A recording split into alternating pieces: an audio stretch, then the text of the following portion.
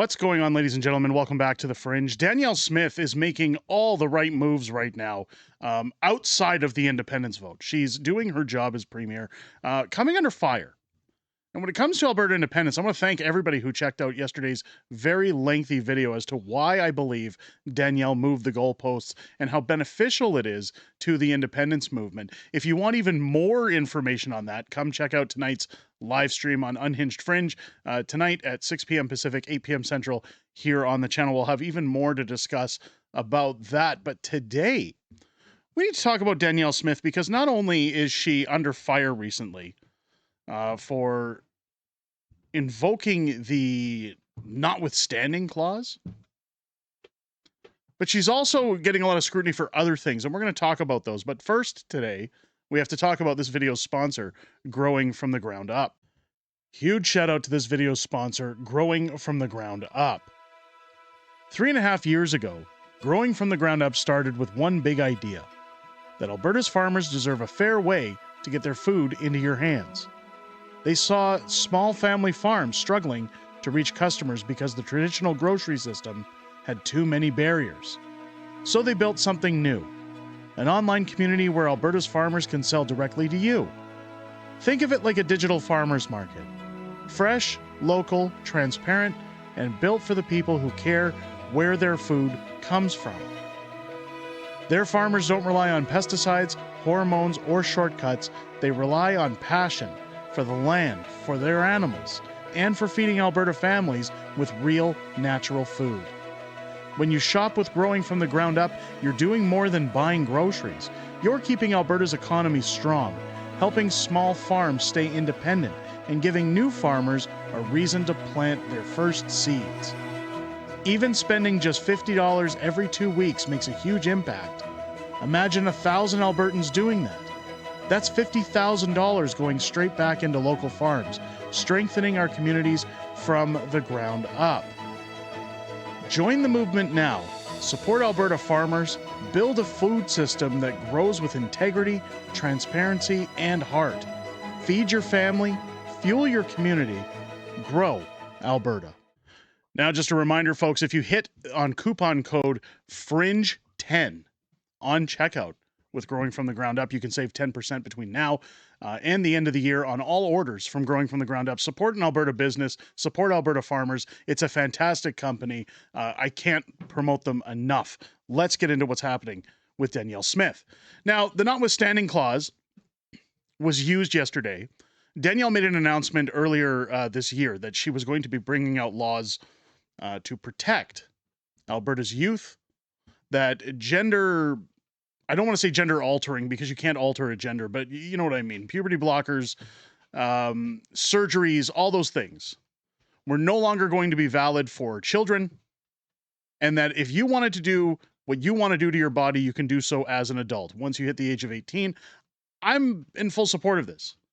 What's funny is how obsessive people get over 0.002% of the whole population.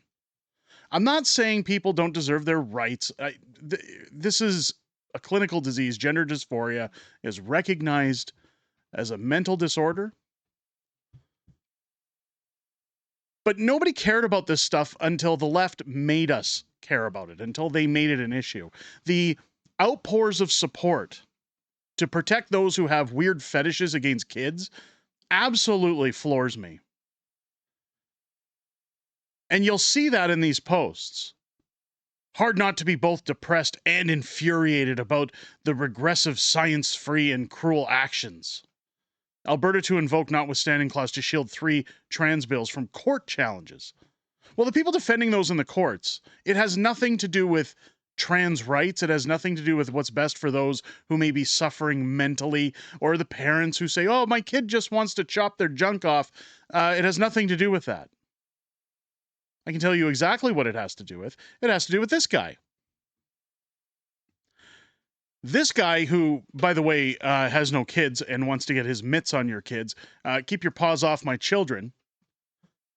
NDP leader Naheed Nenshi is now under fire for hiring an American political advertising firm to produce a campaign video, a move that critics say completely undercuts his party's message about stopping U.S. political meddling and supporting Canadian jobs. Yet he hired the same guy who is responsible for putting the newly elected Muslim mayor in New York.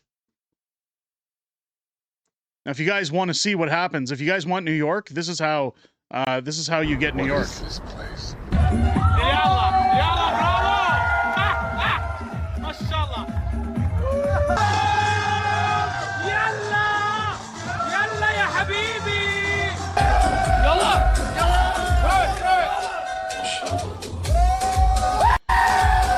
Now, kudos to Danielle Smith. She doesn't want Alberta turning into this nightmare. I don't blame her. So she's doing everything she can on this front. We're going to get back to the notwithstanding clause. Danielle Smith has also, where is it? She's also come in recently and rejected a proposal that would have raised the province's minimum wage by $1 annually over the next 3 years. So eventually, in 3 years, it'd be, I believe, at about $18 an hour. Sheldon Yawachuk says it best: good, if socialists understood economics, they wouldn't be socialists. I don't know if people notice this, and it's not to say people shouldn't be getting what's coming to them in terms of a wage, a living wage. Businesses, corporations, they don't pay people what they're due. I see it all the time. I see people in the middle class who work their fingers to the bone for very low wages. That's on the corporations. That has nothing to do with society. When the minimum wage was raised to $15 an hour in Alberta, all of a sudden, places like McDonald's, Starbucks, anywhere that supports minimum wage workers, all of a sudden jack their prices up. And they say, well, it's so that we can pay for these new raised wages while keeping our profits. And the middle class are the ones who struggle because suddenly everything that they purchase, even places from like Walmart, grocery stores that employ these folks, their costs go up and they push that back onto the consumer. So while minimum wage workers suddenly can't afford the things that they normally would buy from places like Walmart, the middle class suffer because their wages have stayed the same.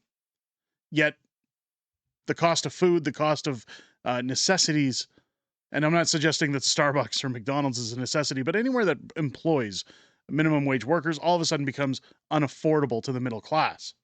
So kudos to Danielle for saying it's up to the businesses to take out of their profits and figure out a way to pay their employees. You've got restaurants like McDonald's that are bringing in the kiosk-style ordering. Again, I'm not all for it, but yeah, maybe you should just find a way to pay your employees and do things properly. Let's get back to the notwithstanding clause.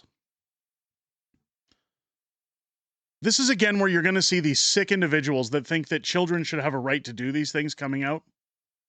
And this is why I back Danielle Smith. Again, we're going to talk about the Alberta Independence stuff and why I think she's doing what she's doing, but this is a clear sign that she's focusing on her job. She's allowing grassroots to run Alberta Independence. It's almost branching it off into its own subsidiary company, and that's what we have to do if we're going to win. The Alberta government is invoking the notwithstanding clause again. It's full-blown authoritarianism. This time it's to protect laws targeting trans kids from constitutional challenges. They're banning care. They're banning trans girls from sports. They're policing pronouns and identity, and they're forcing it through by overriding the charter because they know it violates rights. No, they're protecting our kids, and I'll tell you, I voted for each one of these things. You don't need to allow girls to play in men's sports, or vice versa, or men to play in girls' sports. You don't need to enforce children or influence children to alter themselves because you want a virtue signal. There is no charter on this stuff because you're talking about the mutilation of kids. The Canadian government should be allowed to use the charter override as a weapon, especially to strip rights from already vulnerable youth. This is cruelty dressed up as policy. This is discrimination protected by law. This is not normal. It's dangerous. Like, you've got constant constant people up in arms about this. Less than 31% of eligible voters cast a ballot for the UCP in the last election, so I'm not sure how they figure the vast majority of Albertans are in favor of invoking the notwithstanding clause to punch down on some of the most vulnerable people in the province. Now, I know again, and this first answer kind of sums it up. I'm not confused about my gender or sexuality. Well, you will be. It's the sick adults that are pushing this on. Again, 0.002% of the population. Nobody cares. I know I said we were going to talk about Alberta Independence tonight, but this here, not that I believe the flag bio people, but if 31% of eligible voters cast a ballot for the UCP in the last election, this tells you why Danielle is allowing grassroots to take over Alberta Independence. We wouldn't win the vote if she called a referendum today. Again, I'm going to talk about that more tonight. I just wanted to make sure I pointed that out. For anybody who's yelling, she should have done it now. We need time. I'm going to talk about that again later. Sorry to go off track. It's important to point those things out. You guys need your facts. Well, let's get into this one. This is a heartbreaking moment in Alberta and devastating moment in Canadian history. For the second time, provincial government has invoked the notwithstanding clause to suspend the charter rights, blah, blah, blah. Premier Scott Moe set the precedent in Saskatchewan. Now Danielle Smith has taken it further. I think her voters and Scott Moe's voters are quite happy with that. What Alberta passed today is more sweeping, more invasive, and more nefarious than anything we've ever seen before in this country.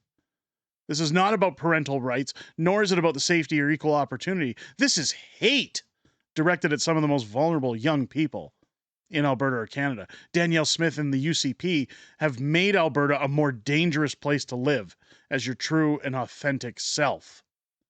Could you really, really be any more stupid? This is ridiculous. Let's get into the Clown Broadcasting Corporation because they've put out an article about it. We have to show context after all, or YouTube is going to send this video down the toilet, which, by the way, if you're enjoying this content, leave a comment, a thumbs up. It helps push us out. This video is going to get censored to hell. Don't forget to hit the subscribe button. That helps as well.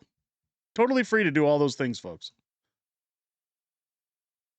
The Alberta government has tabled legislation that seeks to invoke the notwithstanding clause to shield a suite of bills from legal challenges that affects, it's really screwing over trans youth and adults.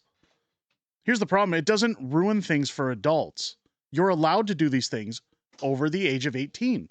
You're not allowed to sign up for the military under 18. You're not allowed to get a tattoo. You're not allowed to drink under the age of 18. You shouldn't be allowed to chop things off your body or take radicalized drugs until you're an adult. Premier Danielle Smith said at the news conference on Monday that 3 ongoing legal challenges to gender policies in healthcare and education could take years to resolve and create too much uncertainty. This government does not turn to the notwithstanding clause unless it strikes warrant. And in this case, the stakes could not be higher, she said Monday before the bill was introduced Tuesday. This is one of the most consequential actions our government will take during our time in office.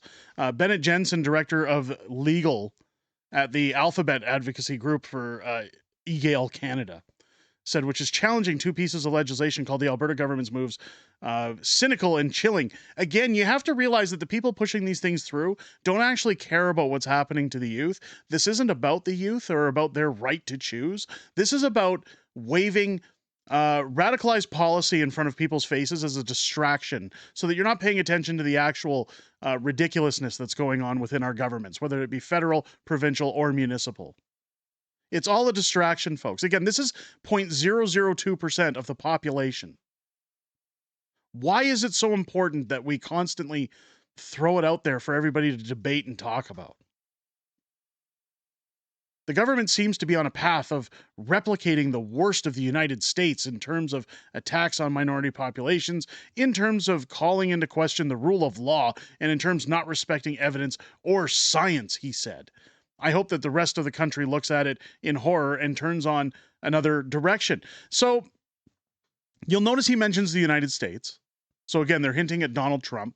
It's, oh, this is Trumpisms, however you want to pronounce it. But the one thing he talks about here is respecting evidence or science. The science is biology. We're talking about biology here. You can't, biology isn't malleable. I'm sorry, that's the truth if you follow actual science. So for any time they want to talk about, hey, this is scientific, it's all science. No, you're altering something. You're trying to hide reality out of a room and say something is something it's not. If I hold up a potato and say this is an apple, that doesn't make it so.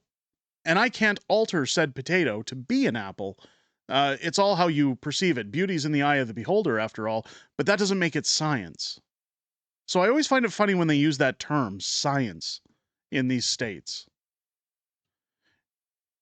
It says, in question, there are 3 pieces of legislation the UCP government introduced last year that the government officials say protect the well-being of children and youth. Again, they mentioned adults up top, but they want to force this onto kids. And again, it's a distraction.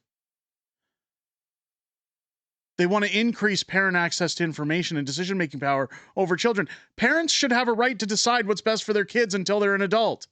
I'm sorry, if I'm legally responsible for them until they are adults, I have the right to choose what they do to their body. Sorry, not sorry.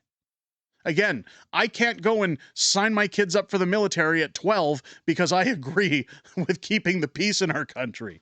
I shouldn't be allowed to tell them that they can go do these things. I mean, the hypocrisy is outstanding here, folks.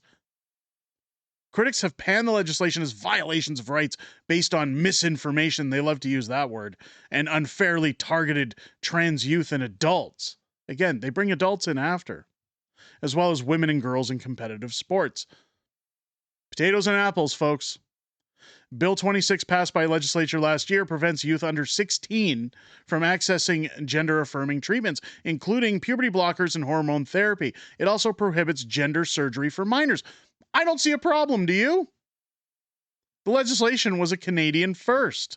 The Canadian Medical Association, EGAL, and the Skipping Stone Foundation, I'm curious how much of those are covered by government NGOs, and those who fund other parties, challenged the law in court. In June, a judge granted an injunction pausing the law's implementation, saying the new rules could be harmful if enacted before the court heard all the evidence. In a statement Tuesday, CMA President Dr. Margot Burnell said the province is both restricting access to gender-affirming care and infringing on doctors' freedom of conscience. What you have to look at here, when we talk about Mark Carney's conflicts of interest, when you talk about why these things are being pushed, folks, not only is it a distraction, it's about money. Pharmaceutical companies make a killing off of these things. Follow the money every single time. It has nothing to do with your kids. These folks who wish to protect the rights of children are nothing more than creeps. They simply want to use your children as pawns in order to make them rich or distract you from the reality of what's going on. At the end of the day, folks, apples and potatoes, again, we can't make a potato an apple. There is no way to slice it that way. See, pun intended. Let me know what you guys think.